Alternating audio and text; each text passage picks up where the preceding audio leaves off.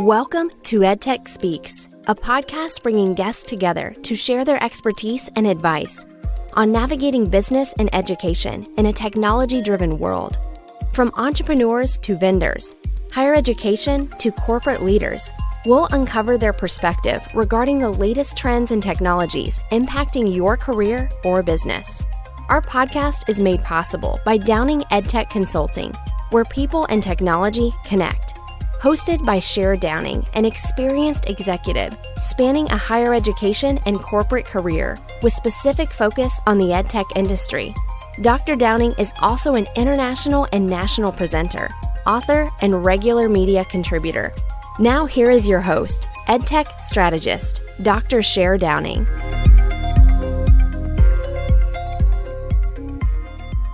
Welcome to EdTech Speaks, a podcast where we bring guests to share their experiences and advice on navigating business and education in a technology-driven world.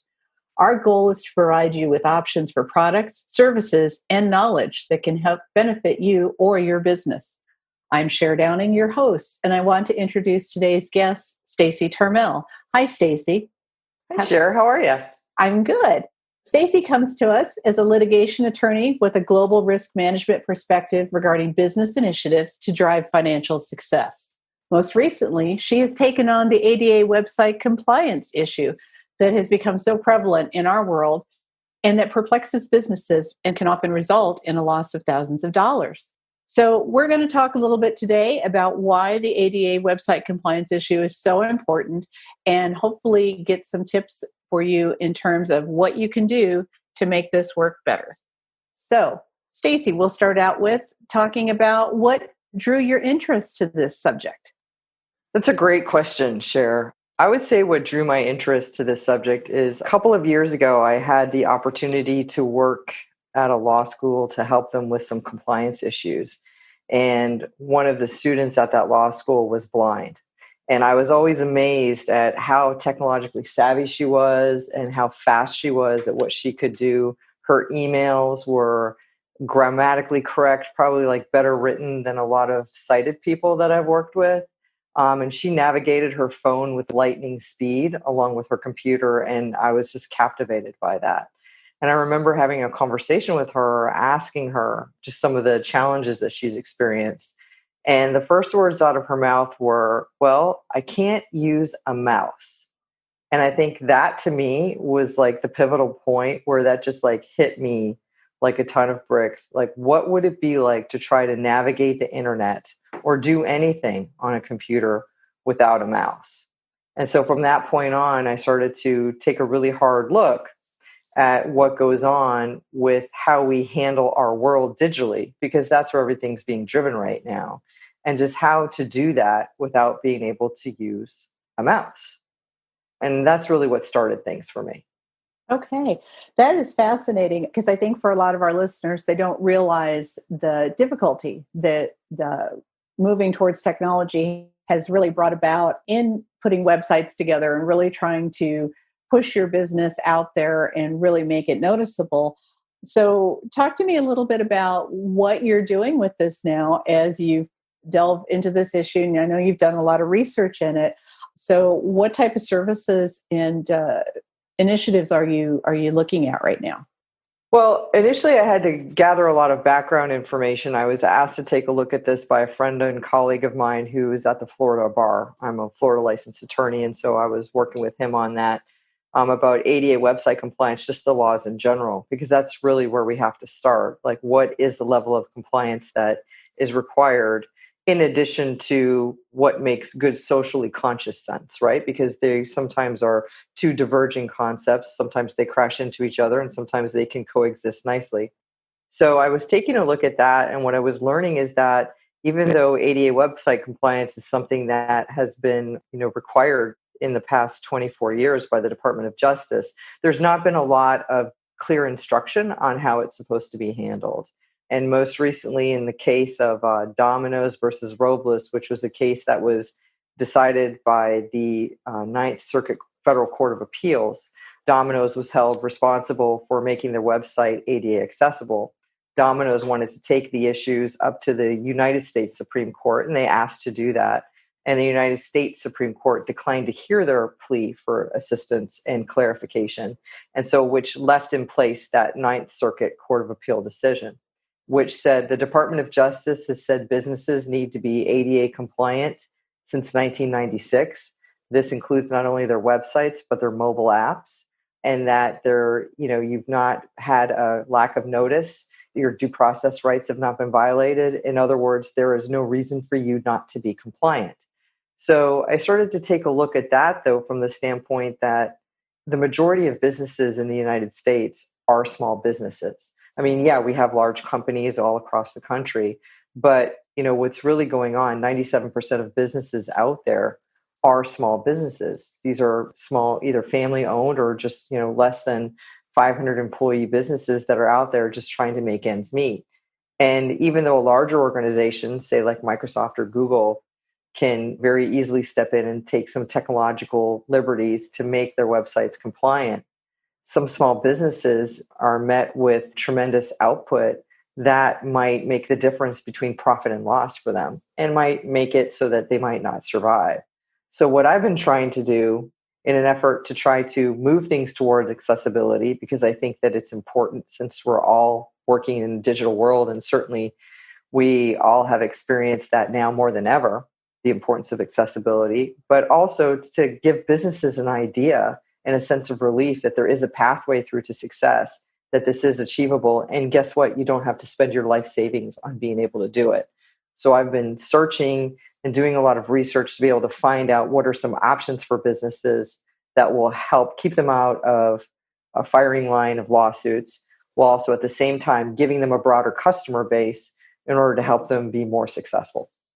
Yeah, absolutely true. And I have not seen the stats recently, but I know the increase of websites due to the pandemic for a lot of businesses, particularly small businesses, having to move into a virtual environment has increased.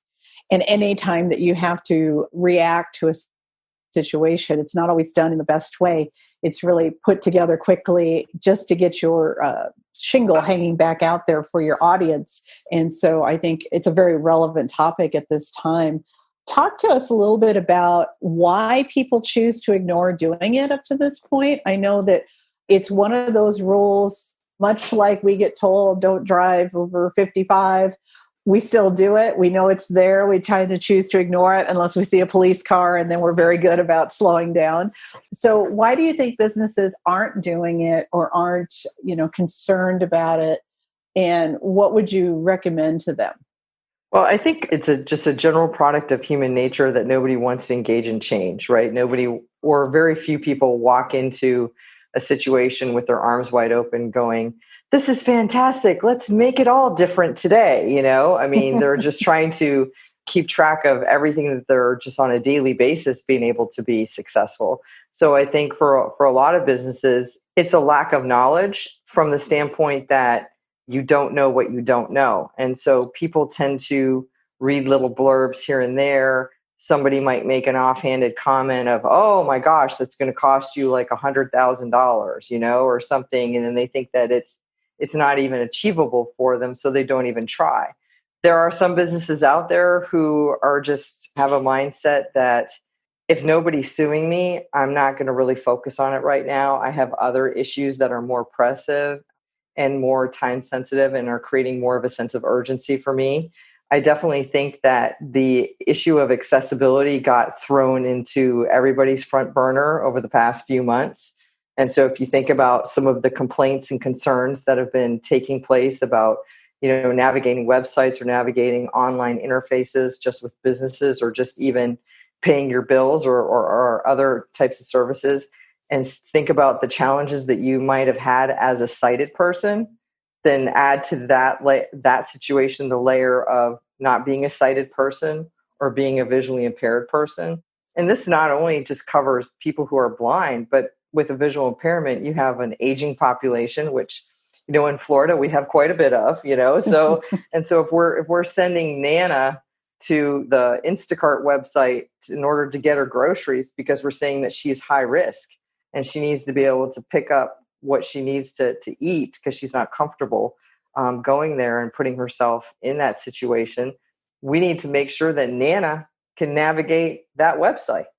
So we're not just talking about blind people here. We're talking about all levels of visual impairment. So I also think that the United States, just generally, businesses are just, they're not going to do anything until they absolutely have to. I mean, your example about driving over the speed limit is perfect because, yeah, I'm paying attention to my speedometer when I have a state trooper sitting there underneath the overpass in front of me. And then maybe I might kick it up a few notches after I leave that. So we're compliant when we have to be. Now, there are those businesses out there that are compliant because they want to be. You know, it's part of their mission. So a lot of the nonprofit organizations that I help out, they have to reach a certain demographic. And so accessibility is an absolute requirement for them because they need to be able to reach those populations that are at risk.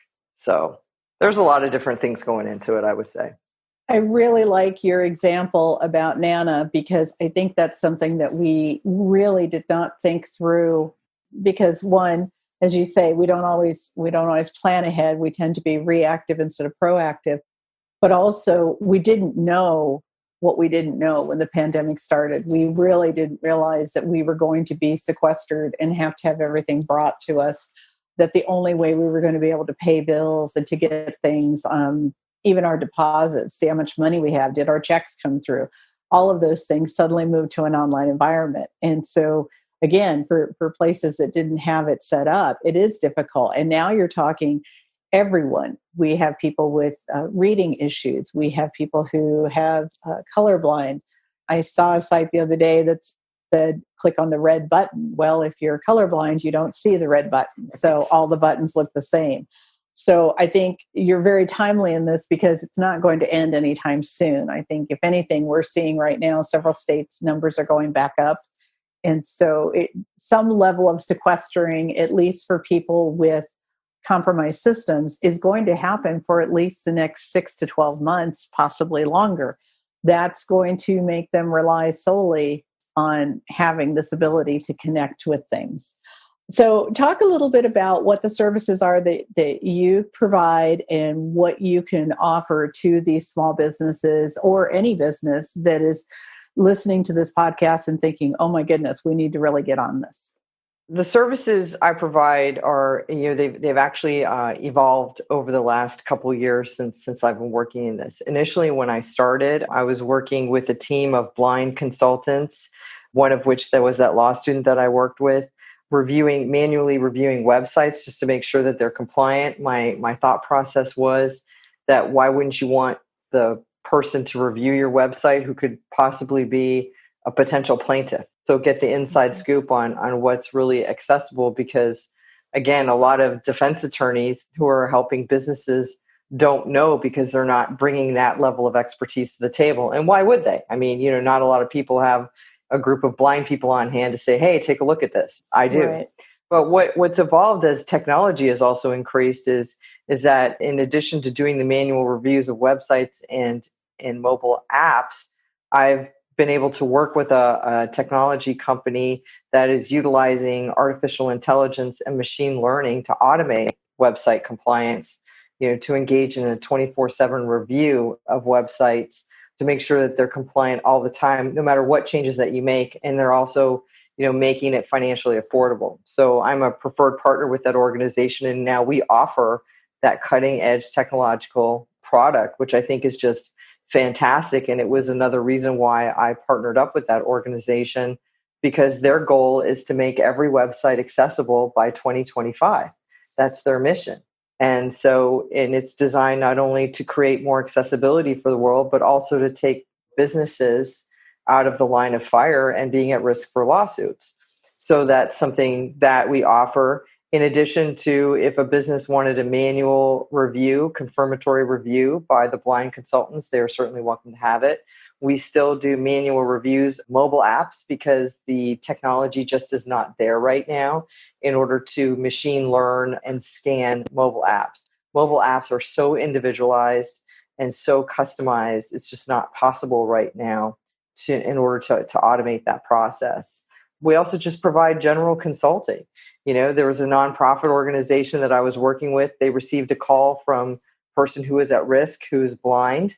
And it basically shut down their business for a period of 30 minutes while they tried to navigate, what do we do? That shouldn't be something that just shows up just because you're nervous and scared that stops you from doing your work. You need to, to keep going. And so that was another thing, just to let people understand that, yeah, it's different, but just because it's different doesn't mean that you can't handle it, because you certainly can handle it. And so that's some additional assistance that we provide. We also serve as expert witnesses and can provide review reports for people who are in a significant amount of litigation in order to minimize their risk. Because again, a lot of defense attorneys don't know what might be going on. And a lot of plaintiffs attorneys who are sending out those form letters, making demands to look for some sort of quick settlement, are trying to make that happen rapidly because they rely on the fact that businesses aren't going to do the due diligence to try to figure it out, to understand it. So that's something else that we also offer. That's fantastic. And I think what really sets you apart from your competitors is the 24/7 review using the automated system. I think it's always great to do manual reviews, and obviously your team can really help with that.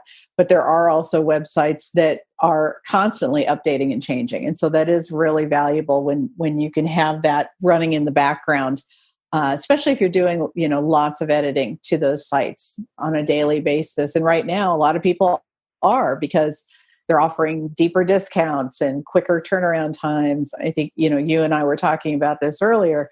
Amazon sends you out a tracking email, but sometimes it says it'll be here in 3 days and it shows up in an hour. And other times It says it'll show up in an hour and it shows up in 3 days. I mean, they're doing the best that they can. And it certainly has leveled out a little bit with the pandemic. But boy, when it started, everybody was just all hands on deck trying to get stuff moving around, particularly because products were necessities, not just fun things to order. So anytime you can, have an assistance in that level of checking and changing it is fabulous.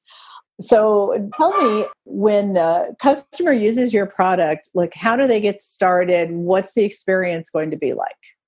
So what happens is usually people contact me directly, and then I go through and I just help explain it to them, because again, this is an area people don't know what they don't know. And I'm trying to kind of demystify it for them to make it as easily understandable and translatable as possible.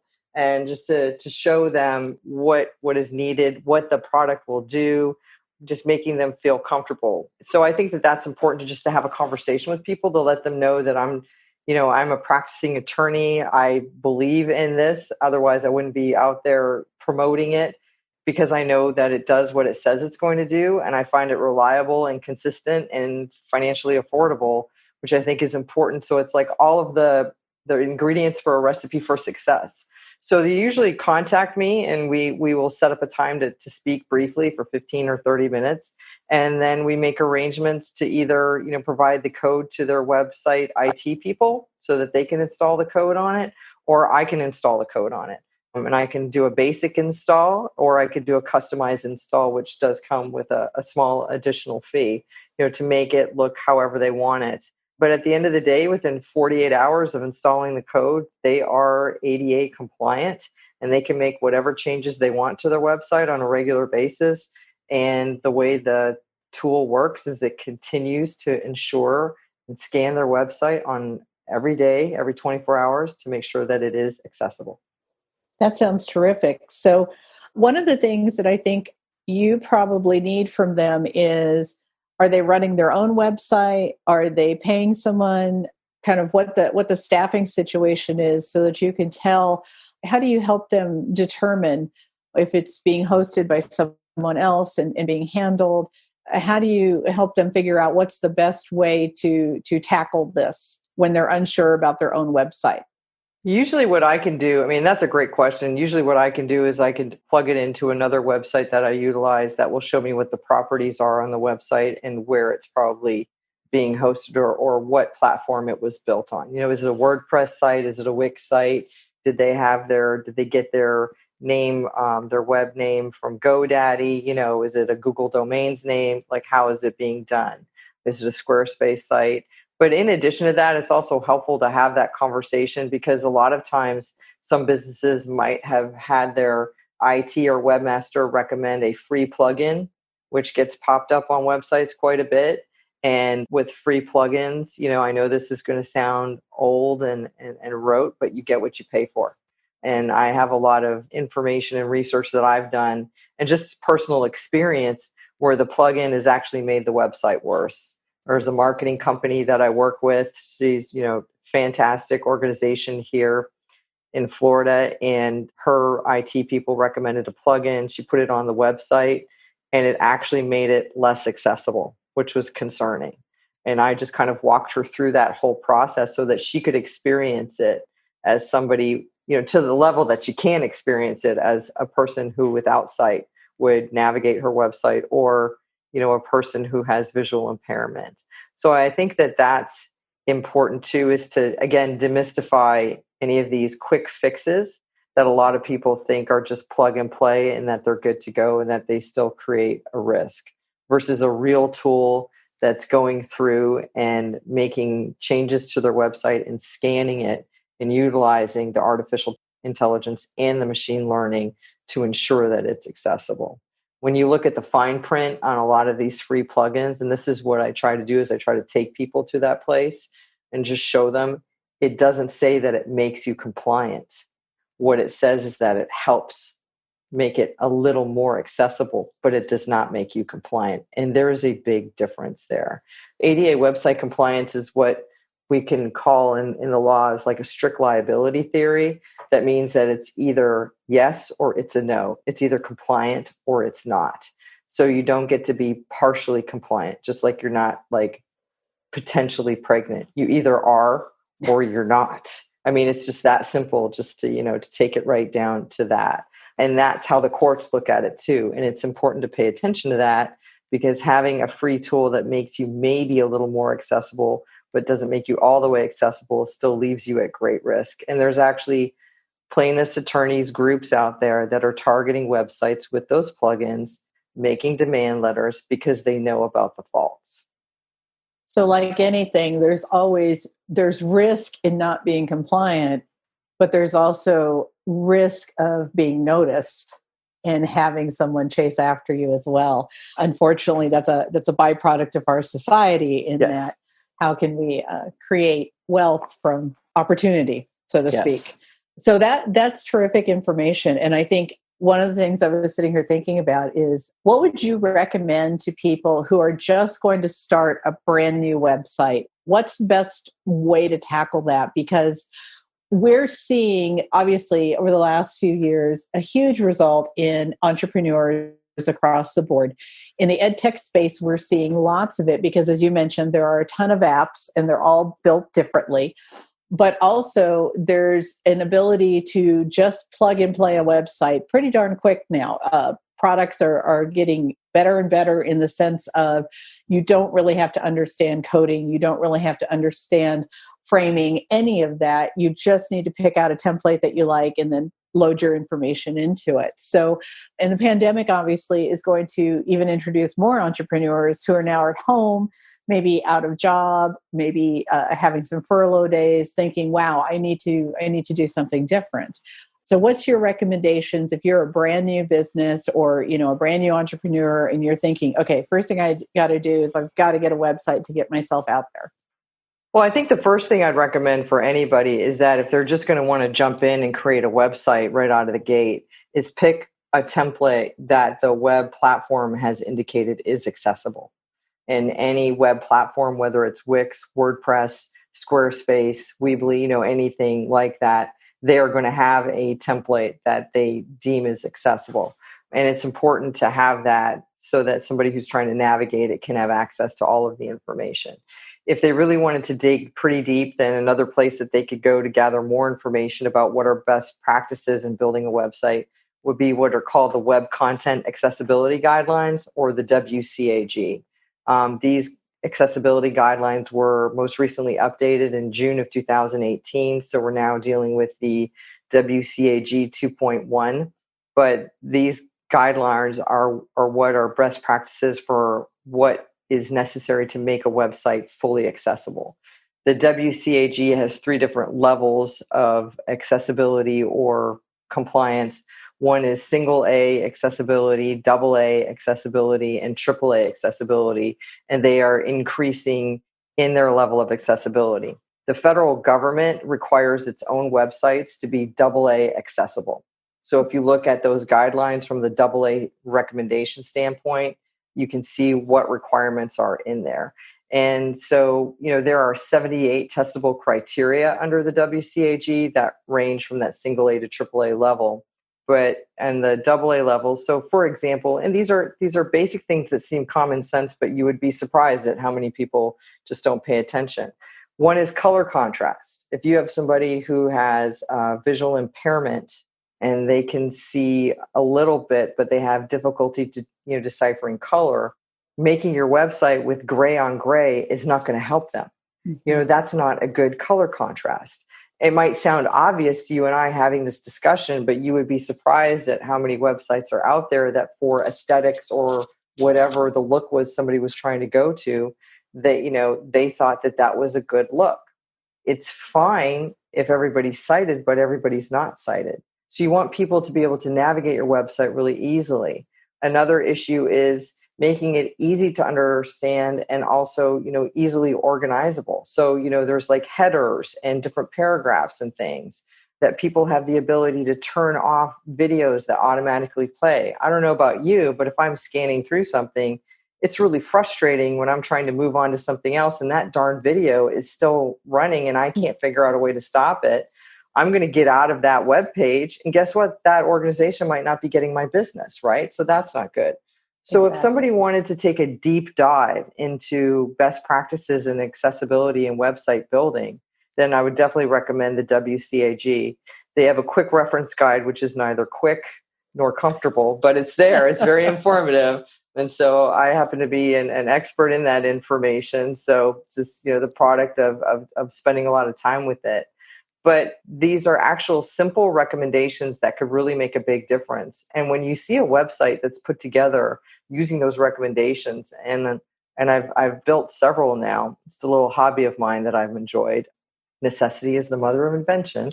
But it's just something that they actually still look good. They still look very sophisticated and they're accessible. So it's a win-win for everybody. But definitely pick an accessible template. Definitely when you're uploading images, and I get it, images are very important to the aesthetics of a website. Make the descriptions robust. Spend some time thinking about it. How would you feel right now if Amazon had no pictures and you were just relying on what was stated? Well, that's how blind people are navigating Amazon. So Amazon has spent some time using what's called alt text to be very thorough in their descriptions on the different products, because people are making decisions on those. So think about that.